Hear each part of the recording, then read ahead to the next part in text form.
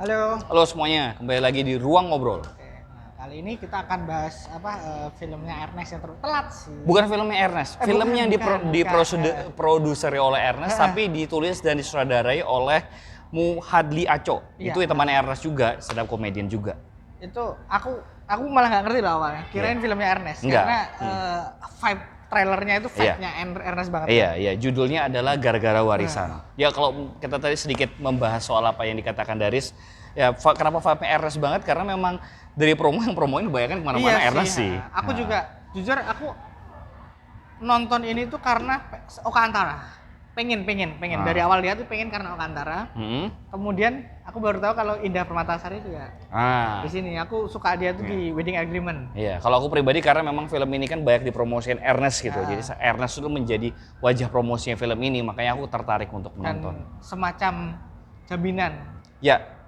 Terus ada Sheila Dara juga ternyata. Iya. Aku juga baru tahu Sheila Dara. Dan ngomong-ngomong soal jaminan tadi, jaminannya sudah cukup terbayar ya? Iya. Cukup terbayar ya gitu. It's a good movie. Good movie. Jadi dengan beberapa catatan. Iya, beberapa catatan. Jadi awalnya kita cerita dari awal dulu aja. Ini kan filmnya soal sesuai judulnya filmnya berkutat soal sebuah keluarga dari seorang bapak, seorang ibu tiri dan tiga orang anak yang nggak akur-akur banget. Iya. Dan istilahnya mereka itu dites untuk kemudian mereka layak atau tidak untuk salah satunya dipilih sebagai pewaris penginapan ya, guest house yang menjadi trofi di film ini. Jadi ya beneran premisnya itu kan adalah dalam tanda kutip perebutan warisan. Yes, perebutan warisan. Dengan aturan-aturan tertentu, bukan. Iya. Perebutan warisannya bukan ala sinetron, sehat kompetitif. Sehat banget, kompetitif. Dan mereka juga paham apa yang dengan dan masing-masing juga sebenarnya udah punya masalah masing-masing. Iya. Gitu. Jadi mereka datang kan emang untuk warisan ya. Aku awalnya ngira bakal secisi itu sih, tapi ternyata setelah nonton, deep. Semua background dijelaskan dengan bagus. Kenapa alasan ini? Bagusnya film ini adalah itu, runut. Ya, runut banget. Jadi straightforward aja sebenarnya. Ceritanya plotnya straightforward aja kan sebenarnya. Tapi runut dalam artian dia di awal tuh masing-masing karakter dikasih setup masing-masing dan itu. Setup itu konsisten terus sampai akhir. Iya, itu yang aku sangat memuji film ini bagaimana semua babak 1, babak 2, babak 3-nya itu tersaji dengan sajiannya ya. Iya. Sajiannya alurnya tuh tersaji dengan oke. Tapi kemudian masalahnya ada di beberapa bagian aja. Iya. Nah, sebelum masuk ke masalah tadi kita sempat ngobrol sebelum tag ini. Tadi kan dari sempat nyinggung soal gimana dan aku juga nyinggung soal gimana setup 3 karakter ini bisa konsisten sampai akhir. Menariknya lagi di film ini kalau kita ngomongin karakterisasi, setiap anak ini kan punya pasangan. Ya, ada yang udah menikah, satu udah menikah, 2 masih pacaran. Nah, pasangan sah dan satunya belum, malah tidak jelas pacaran. Oh iya, yang si Diki yang diperankan oleh bukan yang siapa? Si Indah. Si Laras. Itu baru kelihatan di akhir. Iya udah, intinya seperti itu. Intinya dari 3 orang pasangan ini yang menemani 3 tokoh utamanya, itu tuh tidak cuma sekedar istilahnya pemanis mata atau comic relief. Ya memang pemanis mata dan comic relief, tapi lebih dari itu karena istilahnya apa ya, joke-joke mereka, dialog-dialog mereka itu tuh turut istilahnya tidak menggerakkan cerita tapi mendorong karakter utama untuk gerakin cerita. Itu bagusnya. Itu hal yang menurutku yang paling kusukai di filmnya itu bagaimana pasangannya karena kemudian titik beratnya juga kan konflik antara ibu tiri dan anak. Itu juga ada bahasanya. Dikasih layer kalau masing-masing pasangan anaknya itu bisa mempengaruhi. Iya. Ya, maksudnya that's what couples do gitu loh. Iya, betul kayak gitu. Kamu ngeluh, kamu di encourage atau kamu gimana itu? Iya, diberi dorongan lah, diberi motivasi. Itu menurutku hal yang paling buatku hal yang paling aku appreciate banget dari Gara-gara Warisan ya bagian. Iya, itu bagian dari segi penulisan yang kami berdua cukup appreciate banget kayak gitu. Karena nah ini nyambung ke poin berikutnya, itu poin minus yang sebenarnya tidak memberatkan film ini tapi cukup mengganggu buat kami berdua, yaitu adalah delivery dari jokes-jokesnya oleh karakter komik-komik relief. Itu memang khasnya film Ernest sih. Iya. Nah di sini tuh komik reliefnya diperankan oleh Aci, dan Aci itu salah satu stand up comedian saya kenal. Aci itu ada tiga pegawai lain, total ada 4 pegawai. Itu memang posisinya sebagai komik relief. Semuanya kan emang maksudku emang mereka ya khasnya film Ernest itu kan ngajak komika untuk jadi bagian dari filmnya. Ya baik di belakang atau di depan layar ya.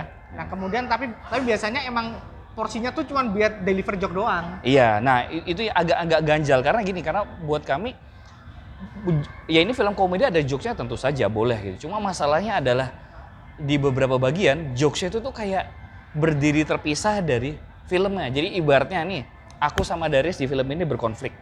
Darius, aku tuh gak suka loh kamu kayak gini. Terus komik reliefnya bilang, wah iya tuh gak suka karena ini kan. Iya, terus ada joke-nya sendiri tuh. Joke panjang selesai, terus aku lanjut lagi nanti berkonflik sama Darius. Jadi kayak terpisah di beberapa bagian. Gak bisa membaur, apalagi terutama bagian pas sama mau ngejok ke Adam ya si Oka Antara. Yang diperankan Oka Antara. Itu tuh Oka kayak bingung, kamu ngapain sih? Iya, jadi kayak seakan-akan si Oka tuh mau ngomong masalah, karena ada suatu masalah, terus ditimpalin joke-nya jalan tunggu, selesai, orang tertawa, balik lagi ke topik si. Itu sih. Dan pola ini aku sudah ngomong sama Darius juga bahwa pola ini sering kita lihat sebenarnya di film-film Ernest yang sebelumnya. Sebelumnya mungkin udah cukup dalam tanda kutip lebih parah ya, karena joke-nya panjang-panjang juga. Kali ini sudah lebih mending dan banyak juga joke-joke yang penempatannya tepat sebenarnya. Nah, itu dia joke yang tepat itu masuknya ada di istrinya si Adam. Ya, nah, itu yang diperankan oleh Hesti Purwadinata. Karena joke-nya in story. Betul. Bagaimana joke-nya itu berkaitan dengan problematika di keluarganya Oka. Nah, yang lain, yang para pegawai guest house ini, joke-nya ya untuk joke aja. Gitu. Iya. Itu sebenarnya tidak akan menjadi masalah seperti di film-film Ernest sebelumnya. Kalau filmnya bisa ngasih delivery yang bagus. Masalahnya adalah ini masuk ke minus yang kedua. Film ini keteteran di akhir, di babak terakhir. Betul. Konklusi itu beneran kayak ngebut banget, kayak semuanya tuh tes udah ini. Kita cuman kayak dikasih eksposisi doang. Kayak istilahnya konfliknya udah kebangun sampai atas, terus langsung selesai. Itu penyelesaiannya masuk akal sebenarnya. Masa kita bisa terima, cuma jalannya ke sana tuh kayak kayak pelari, kita jalan pelan-pelan tiba-tiba lari. Nah, itu jadi masalah buatku karena porsi untuk joke-joke itu yang nggak perlu itu harusnya bisa tuh dimasukkan ke sini. Iya, istilahnya bisa dipangkas dan dialihkan ke screen time resolusi ya. Satu-satunya para comic relief itu dapat. Cuman ada satu adegan ketika komik reliefnya itu punya peran di cerita sebagai penggerak cerita. Cuman ada satu adegan aja. Di bagian mana itu tadi? Nah, nanti spoiler sih. Ya nggak apa-apa, ini spoiler. Di bagian ketika mereka dipecat, kemudian jadi beban moral si adik. Terancam dipecat dan jadi beban moral oleh jadi istilahnya jangkar moralnya si adik yang diperankan oleh G. Pamungkas. Cuman itu satu-satunya menurutku ya yang bisa masuk ke cerita. Yang lain itu yang punya kontribusi besar untuk ngedorong karakter. Iya. Makanya ya eman aja gitu loh kalau ya harusnya tuh bisa dapat delivery yang bagus. Padahal tuh film ini buatku pribadi film ini seandainya filmnya fokus ke drama doang akan lebih bagus. Iya. Dan sebenarnya dari sisi penulisan ya, ini karena yang menulis bukan Ernest ya. Aku ini mau membandingkan delivery joke-nya dengan Teka-Teki Tika. Teka-Teki Tika tuh model-model joke-joke panjang yang kayak berdiri sendiri tuh sedikit sekali. Kayak ini muncul nggak sebanyakan dulu tapi udah agak banyakan lagi. Iya, karena ini template ulang kan. Template ulang dan yang nulis juga bukan Ernest kan. Template-nya ini tuh template-nya cek toko sebelah. Yes. Jadi ya udah, maksudnya apa yang udah jadi jangan nggak perlu ditaati lagi. Nah, sedangkan Teka-Teki Tika itu kan Ernest mencoba hal baru. Betul. Dia gaya pendekatannya baru. Aku kembali ke bagaimana film ini harusnya punya muatan yang nggak kalah kuat dengan NKCTHI karena bahas keluarga ya. Dari sisi itu.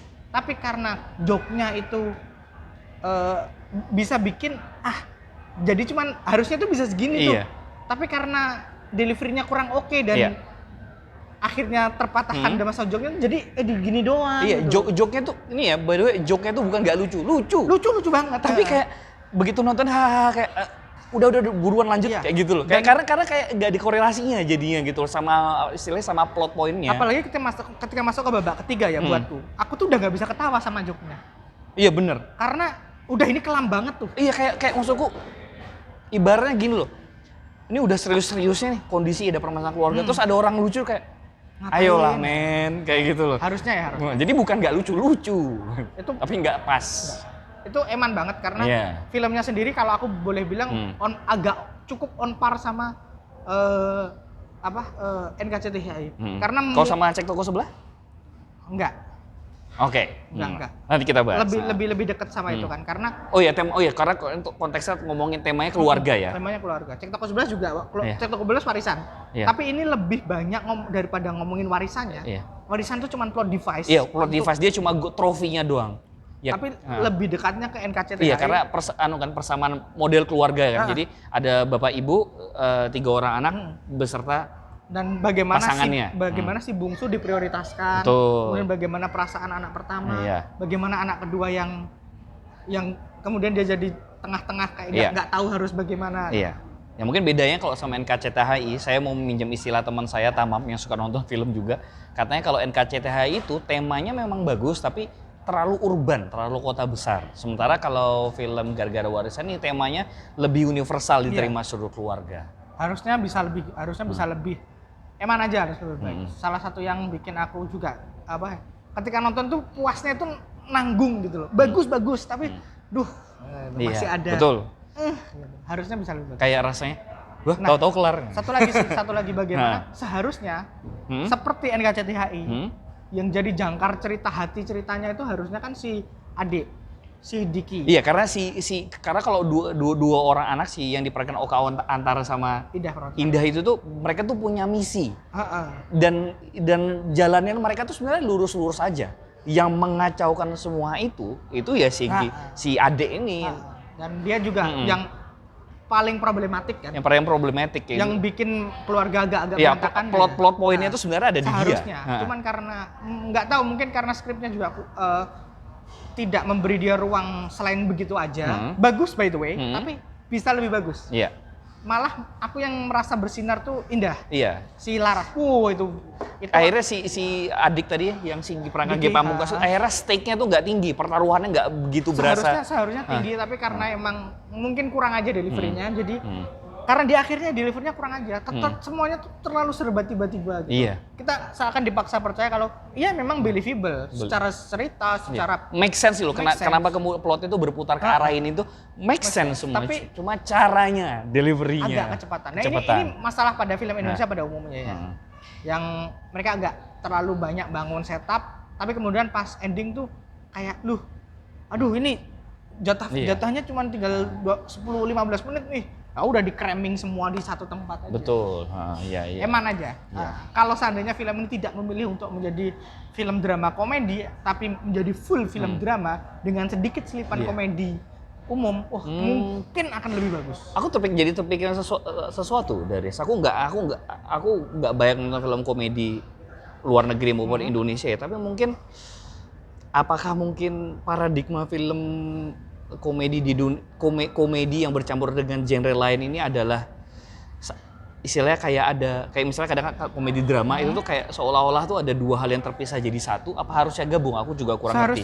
Harusnya bisa gabung, tapi ya kalau kita melihat tren film komedi bercampur genre lain yang dibangun sama Ernest Prakasa selama ini, ya balik lagi seperti yang kami omongin di awal, kok kayak joke-nya itu joke-nya lucu, tapi kok kayaknya kepisah. Kayak gitu loh. Udah lebih bagus by the way. Udah lebih bagus. Kayak kembali ke template cek toko sebelah. Iya, dan aku di awal film tuh agak keganggu sih joke-nya dari para misalnya pekerja penginapannya agak panjang tuh agak terganggu sih sebenarnya. Jadi 5 menit pertama tuh agak terganggu, tapi begitu ada Hesti nongol tuh udah lumayan enak lah. Oke.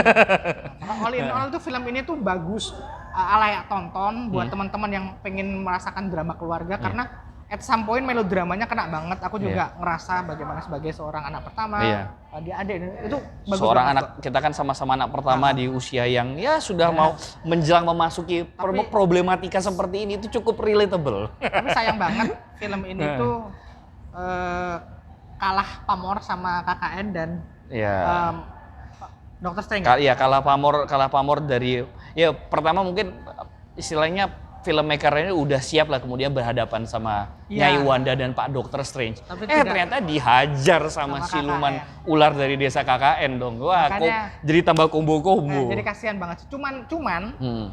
prestasinya cukup lumayan. Dia masih bisa tayang sekarang ya. Pas kami Iya. bikin ini. Karena ketika video ini diambil ini udah tanggal 22, itu tuh udah mungkin 23, Iya, 23 udah- apa 24 udah hari 20. hampir sebulan dari penayangan. Dan Masih iya, ada? dan Masih ada. kenapa kami baru tag sekarang? Karena film ini kan tayang akhir April. Ya kita udah pada mudik dan kita jujur udah kayak wah ini film abis nih sama Ya, Dokter Strange 1. Itu awalnya sebelum Dokter Strange tayang. Pas Dokter Strange tayang muncul KKN. Habis lagi sama KKN. Kami udah cukup KKN agak- dulu sih sebenarnya. Oh, KKN dulu ya, KKN dulu terus Iya. kabar dokter saya kayak aduh ini kok gini ternyata ya ketika video ini diambil kami masih sempat nonton dan hari ini ada 4 penayangan yang mana cukup lumayan untuk sejauh ini loh. Semoga masih bisa Iya. sampai akhir bulan sih semoga. Iya. Walaupun habis ini ada streamulat juga, jadi agak berat lah. Iya. Sebenarnya kami nyiapin reviewnya tuh buat nanti kalau tayang di OTT, tapi karena masih bisa Iya. nonton, jadi ya udahlah diobrolin aja. Kayaknya Iya. itu aja dulu deh. Iya, ya, yang jelas ini film secara overall film yang temanya bagus sekali, dekat dengan istilahnya dengan semua orang, apalagi anak-anak ya generasi-generasi Iya. milenial yang sedang tumbuh dewasa ini cukup dekat sekali, terlepas dari minusnya plus- sangat enjoyable. Dan ya nggak istilah kalau bahasa Mas Darius nggak sampai yang membuat kita minusnya film ini nggak saya membuat kita merasa melongo kayak hah kok gini tuh enggak. Cuman ngerenjit aja di beberapa tempat. Nah, iya. Cuman gini Jadi, dong ya. iya. Kalau ada kesempatan udah muncul di OTT langsung aja nonton. Kalau ketika video ini tayang dan filmnya semoga masih ada ya coba di. Langsung lari ke bioskop. Oke, thank you. Ya, thank you itu dulu. Sampai Sampai jumpa lagi. di konten-konten kami Ya. selanjutnya. Yuk, Bye. bye-bye.